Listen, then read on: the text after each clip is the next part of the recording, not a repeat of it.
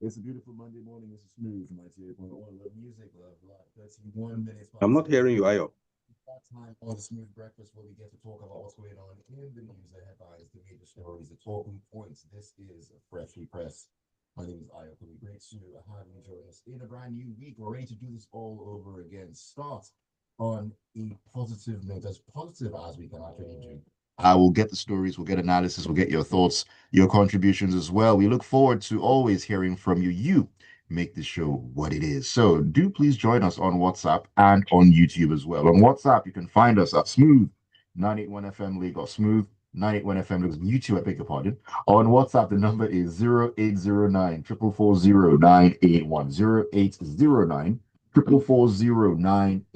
All right.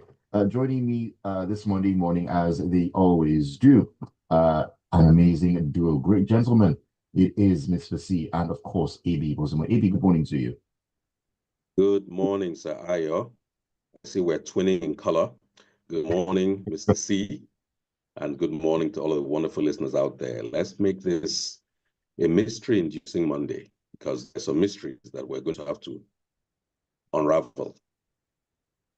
Good morning, Naya. Good morning, AB. Good morning, Lagos. Good morning, virtual listeners. It's going to be an interesting morning. Oh, it's going to be an interesting morning, and a couple of mysteries that we need to solve. I mean, if you read any Blyton as a child, Secret Seven, Famous Five, we're diving into that this morning. But anyways, Mr. C, let's begin in the punch and talk about sad stuff, but we need to talk about it all the same. And this is coming out. I think about this is coming from yes, the Punch newspaper, and we're heading to Plateau State, where another unfortunate incident has occurred. And President Bola Tinubu has condemned the recent killings of travelers in Plateau State, describing the attack as unacceptable and barbaric. Now, this was just as he directed security agencies to ensure the perpetrators are swiftly apprehended and brought to justice. This is another unfortunate incident that has happened here, Mr. C. It's giving the sort of feeling when we had the situation in Rome and Edo State as well. This is just off the back of the president, visiting Benue State and giving directives. And this similarly, something has happened here again. And you just wonder, is it one day, one issue of people being killed in Nigeria? Okay. Thank you, Ayo. And you raised some very interesting questions. First of all, sadly, as it has become the norm on this show, our thoughts go out to the families of the people who were illegally and unlawfully killed by armed, unknown criminals. We can only pray they receive the grace and comfort to go through this trying time. It's hard enough with the economy and all the effects of the policies that have been imposed on us, but to now have this visited on you, it's really traumatic. It's terrifying. Now, let's go to the meat of the story. And I have mixed positions. Of course, the president has come out again to condemn in his usual manner. I'm not going to spend any time dwelling on that because what we were told with the last unfortunate Benue killings was enough was enough. That was the rhetoric, that was the language coming from the presidency and its team. Now we have another incident. So enough is no longer enough. Now we note that with the Bielmato incident, which regrettably the president did not visit, giving the excuse of a flooded road. Another incident has happened. Is he going to visit those people? Is it going to make a difference? At this point in time, doesn't this go beyond whether the president visits or not? Well, it goes beyond that, but you will see the fact is in serious countries, again, I will state the fact whoever doesn't like it, warm Eba and eat. Nigeria is not a serious country currently. The facts are there.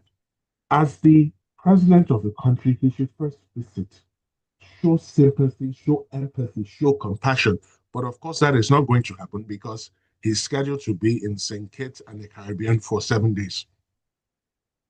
And this is an individual who could barely spend close to a day in Benue.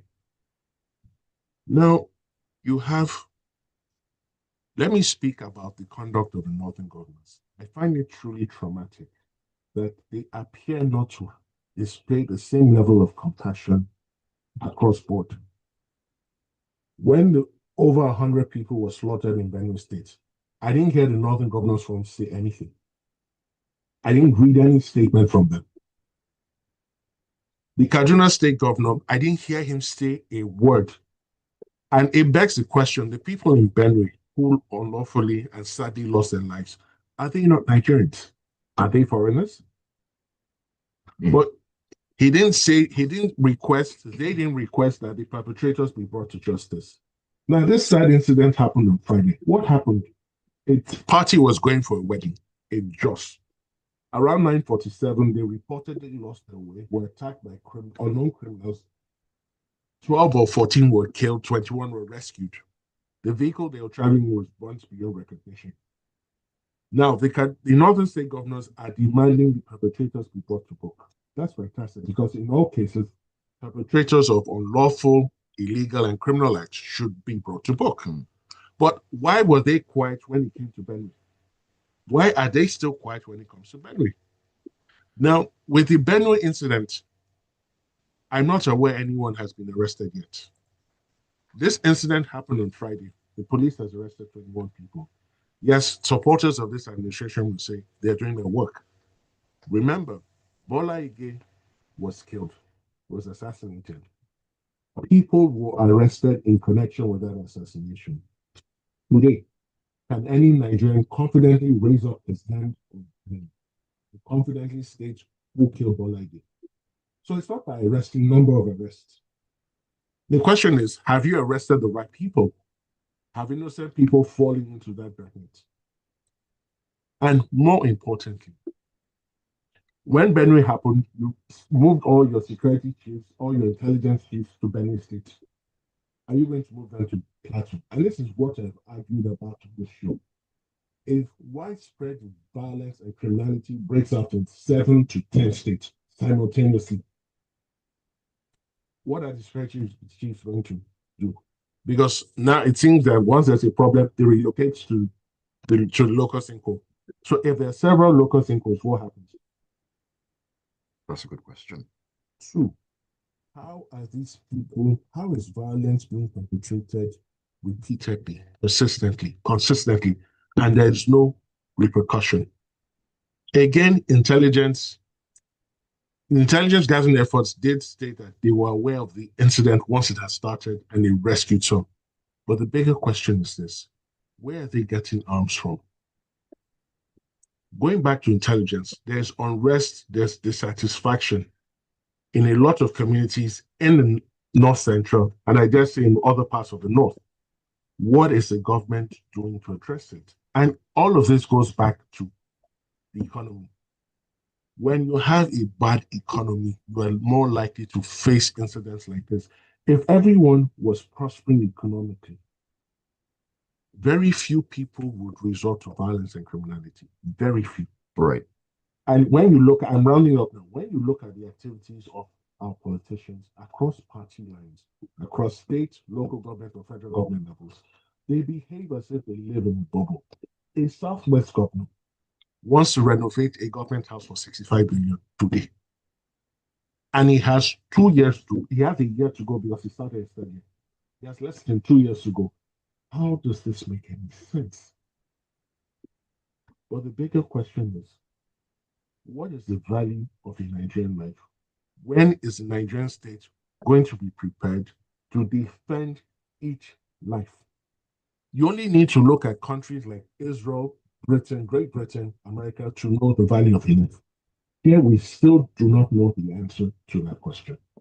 All right, Mr. C, thank you. But Avi, just a moment before I come to you, Mr. C. I mean, what do you make of the call by different quarters that since the government has failed in its bid to protect and defend the people, that people need to defend themselves by any means necessary? What do you make of that particular call? I think the age-old abiding question, should Nigerians carry arms? I think it should be answered in the affirmative.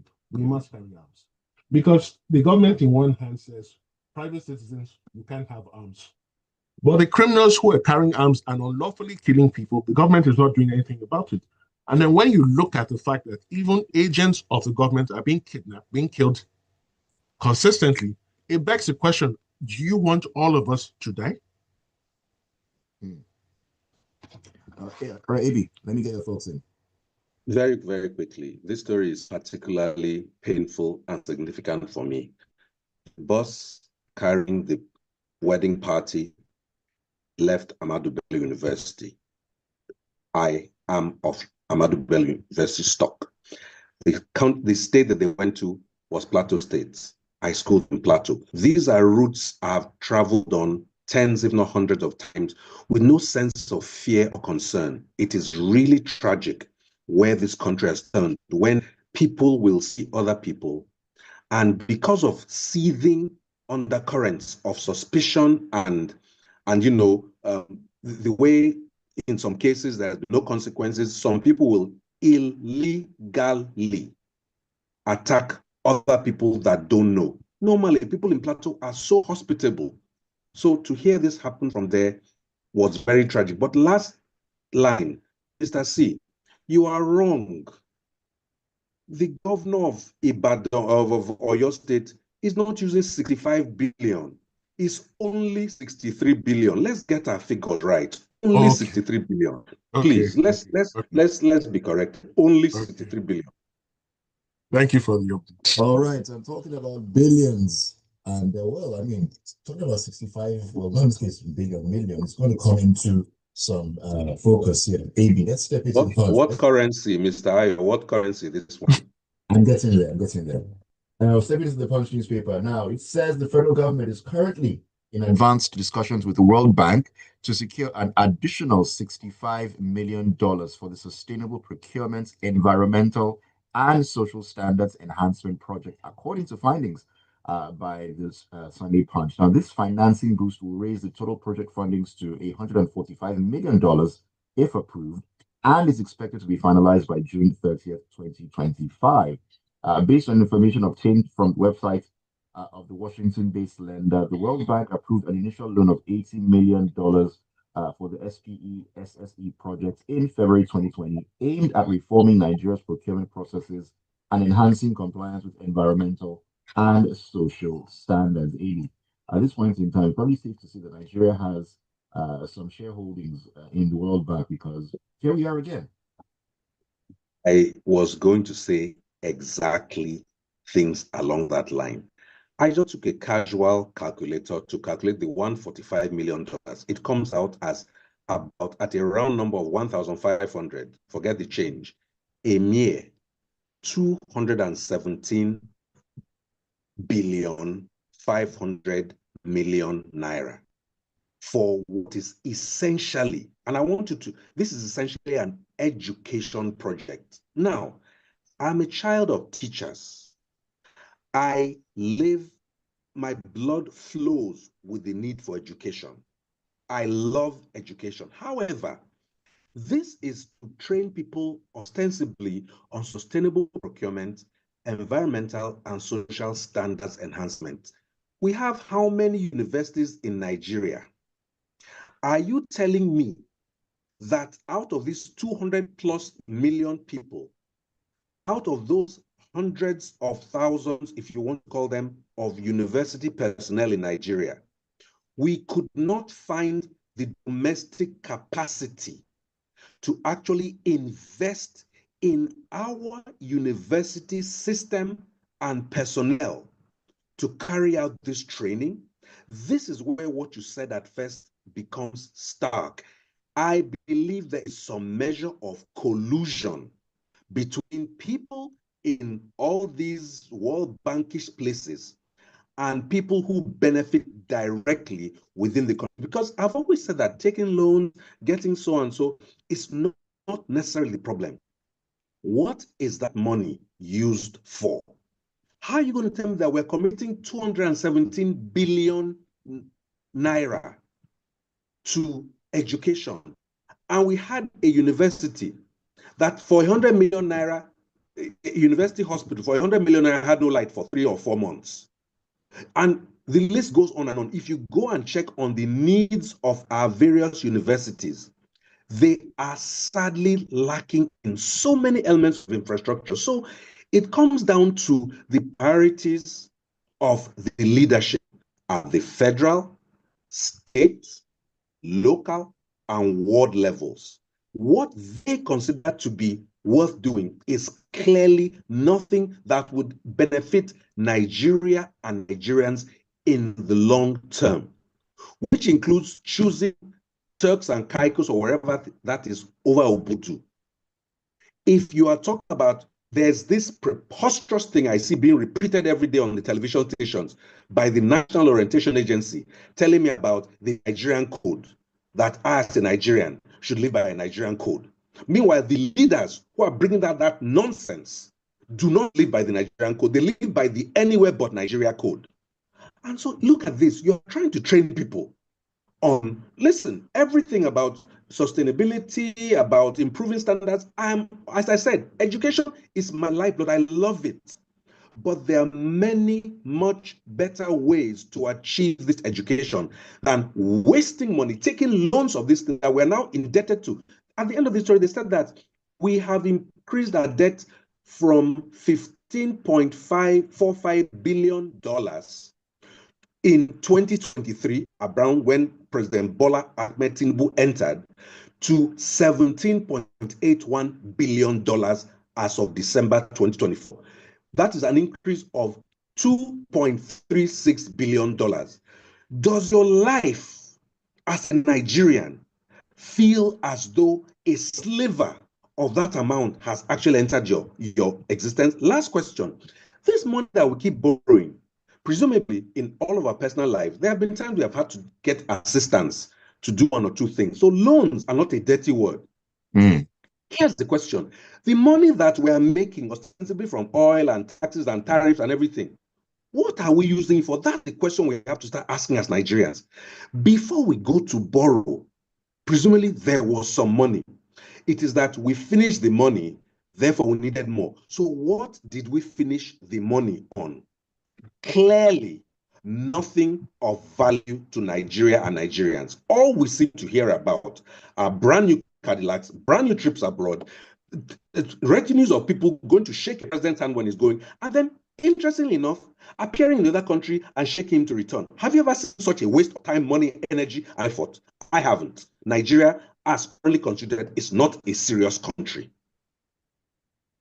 Okay, so just one thing to tell you. All of this money is being borrowed, right? When the season of renewed hope, and they say hope is coming, they say there's light at the end of the tunnel.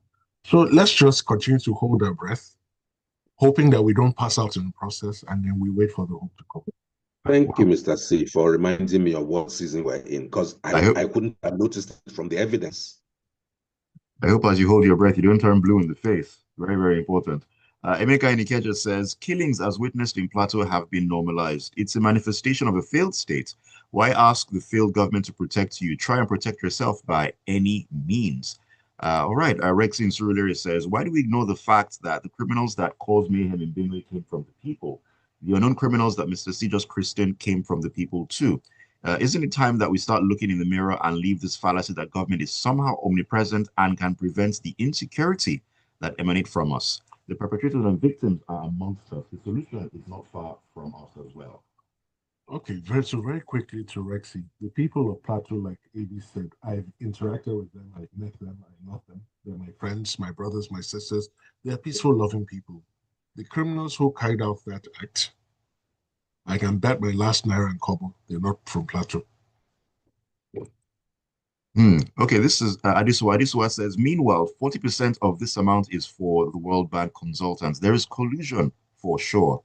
All right, let's get back into the stories. Mr. C, we're heading into the Punch newspaper, and let's talk about ranching.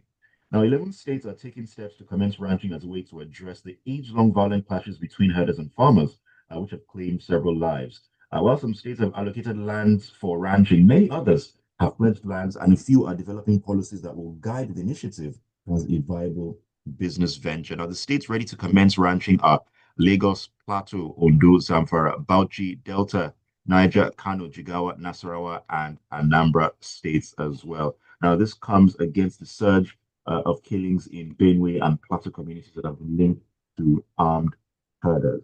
This is a very Okay, so very quickly, so ranching actually is the way to go. Now, a majority of the current herders are reluctant or recalcitrant in embracing this. But interestingly enough, the chairman of the Herders Association in Kwara State has started ranching. He says he puts his cattle on his farm because he's also a crop farmer, and that his cows have never had reason to go out, and that they haven't even finished the feed he provided last year, which is very interesting. So, where are we going with this? A number of the states have anti-grazing laws. Surprisingly, I've been reading from the story. Lagos has an anti-grazing law. I'm sorry, Lagos State House of Assembly, Commissioner for Environment, if you're listening to this or we bring this to your attention, there are cows roaming all over the place. Yep. And I can give you two locations easy. By Pinnock Beach, you have cows roaming all over the place. So the question is, where are we going from here? We need to embrace ranching. Since these unfruitful fellows have refused to do it themselves, let the state governments provide land. Those ranches will be owned by the state government. They will not be owned by the herders. The herders will pay to use those facilities. Well, it seems that's the issue. The herders don't want to pay for anything. No. Yes, because there's some herder, a herder who was quoted in the story says, if the government doesn't provide power, feeding, veterinary doctors, they're not going to sign up. And I'm like, excuse you. For their own cattle. Yes, I'm like, excuse you. As you're currently roaming all over the place with your cattle, who's supplying you veterinary services? So we need to be intentional. One of the problems with Nigeria has been the enforcement of laws, not the existence of laws. Once we provide the ranches, we set up the enabling legal framework, we enforce it, no matter whose ox is caught. So, yes, I support ranching. We should expedite this and make sure that once it's done, anyone who then wants to fight the state should proceed. All right, Abi, you have a word to add to this? A quick Google search will show that Nigeria doesn't exist in the top 20 nations that have to do with livestock. You have China, US, India, where they're even worshipped. They don't have this much bloodshed. The bottom line is this. There are these stories that we talk about, and at the end of the story, they say, this is not a story about such and such. This story is not about cattle or livestock. This entire facade is about land grabbing. And I said it on Friday, the Tortiv sat down and told the president of Nigeria, Bola Ahmed Tinubu, that all these killings are things that we mysteriously call farmer herder clash. That I saw that word in that story and it made me nearly puke. There is no such thing. I will say it till I'm blue in the face. Farmers do not get up and go and clash with cattle. Those people who do not want to use ranching unless they have everything should also allow them to create fish farms everywhere for those who like fishing. They should create places for people to do ironmongery. Listen, it's a private business. Like you said, we all use these roads. That's infrastructure. A ranch will be used by those who need it. And yes, indeed, we pay. We pay in our car tax for the roads. We pay for every other thing. Why should you think you are of a certain class who can use infrastructure provided by a state or a federal government and say you would use it for free? If your cows are seen anywhere, more so here for the rest of us. All right, David, let me just speak with you right now. Take the story before we get into the message. A number of them are piled up, and I'll take as many as I can, if not everything, before we wrap up on the show. All right, stepping into the vanguard. The Senate Committee on Review of the 1999 Constitution will hold public hearings on the proposed constitution amendments between July the 4th and July the 5th in all the 6 geopolitical zones of the country. The chairman of the committee and deputy Senate President, Senator Barrow Jibrin, disclosed this in a statement issued by his special advisor on media and publicity, Ismail Godashiri, in Abuja on Sunday. Now, he said these public hearings would hold simultaneously in Lagos, Enugu, Ikotekpene, Jos, Maiduguri, and Kano as well. Now, according to him, the public hearings are convened to gather the inputs of citizens on the proposed amendments to the country's constitution. AB, step in the right direction, or do you think this is not going to yield the desired results that we desperately need as a country? Listen, listen. Every time I hear about the National Assembly, the next thing they're doing is another constitutional amendment. We keep changing the goalpost. There is nothing about the current constitution that, if it's properly instituted, cannot move Nigeria forward. I think the problem with Nigeria right now is the operators of said constitution. Yes, there are a number of laudable things included. I read the list of proposed things to be discussed, but the question is, what have we done with the existing one? The essence that we are making Nigeria and Nigerians' lives better. We're just doing another junket because by distributing themselves, they will all have to be sent there. They will need local ESTA code. They will need to stay in hotels. That's all this National Assembly does. And that is why we will go and get 217 billion, 500 million naira from the World Bank, because the money we should use in doing actual things, we're using it in junketing around the country. Look, there are merits to some of the things that they want to do, autonomy for the local government. I think state police is part of it. These are things. Do you have to? There's something called Zoom. I just finished a training. I was sitting down in my house. The trainer was somewhere in the US. Some people are in Nigeria. Others are in other countries. We have learned. You don't need to jump around the country like a cricket, telling me you're doing. There's email, there's Zoom, there are other means, and you can collate them at the same level and send them to the center. These are not bad things to do, but in the current circumstance, what we are going there begging on our stomachs, begging for loans left and right from a colluding World Bank, I think that this is not the way to go about it. There are other ways to do it. They don't jump up and go. When it comes to going to go and see people in Yawata, they can't go.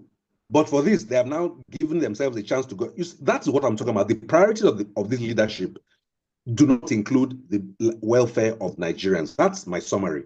So yeah, it's another thing. You're tinkering up and down with the constitution. You're not even used the one you've done so far to any great extent that Nigerians can perceive and say, yeah, we're trying, okay, let's tweak this. More states want to be made, more this, more that. Is that the problem with Nigeria right now? Do we have light? Do we have water? And you constitutionally decree that we should have light and water. Honestly, 96% of Nigeria's problem will be solved. All right, AB, thank you for sharing those thoughts. I need to take messages from Mr. C. I cannot leave Fresh Press this morning without getting your thoughts on a certain award recipient. This is from Medici, Yaya Bello. He's bagged a Lifetime Achievement Award on media empowerment by the national body of the Nigerian Union of Journalists. Mr. C, very quickly, I mean, so bravo, applause. Let me say very quickly, we're an unserious country. This is an unfortunate award granted by an unserious and unfruitful body. Yahya Bello is standing trial for very serious allegations of corruption, money laundering, and stealing. True, he's 45 or 46. What is lifetime about what he has done? What was so urgent that he needed to be given the award now? Assuming he did anything to deserve it in the first place. Because we all know that awards in Nigeria in this season are entirely dozen. So it's a big shame to NUJ because they don't value themselves. The award too, given that it was given to someone like Yahya, is a joke. In a serious country, he would not even be considered for anything. All right, let me take your AB. AB also needs to get his own 2 cents in. One word. A biggest brown envelope from the whitest lion. Move. Biggest brown envelope. I wonder what's in the brown envelope. Anyways, let me take your messages. They've lined up like traffic on Third Mainland Bridge here. This is Bola. Bola says, how do we explain the case of the man sentenced to death by the Supreme Court for killing a man who attacked him in his farm in self-defense? Well, I'm not a legal luminary, so I can't really speak to that.